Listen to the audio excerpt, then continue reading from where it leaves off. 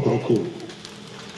Leo hii tuko hapa kwenye kumbukizi hii, hatuwezi kujitenga na sifa hizi kwa hayati Dr. John Pombe Magufuli.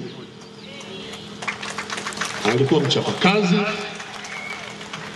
alikuwa na akili za ndani ya darasa, lakini pia hata nje katika kutekeleza majukumu yake. Alikuwa ni kiongozi mzalendo.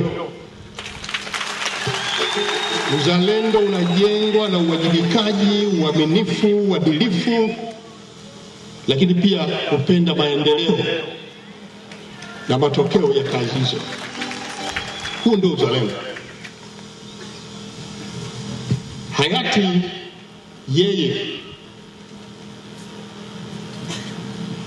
alikuwa ni mtu mkweli, lakini pia alikuwa hana mzaha katika mambo yake na ni mkali.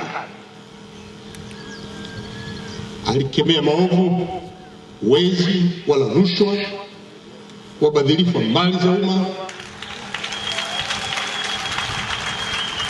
na yule ambaye hakufuata misingi hii aliachana naye. Huu ndio ulikuwa utaratibu wake. Leo pia tunamkumbuka hayati Dr. John Pombe Magufuli.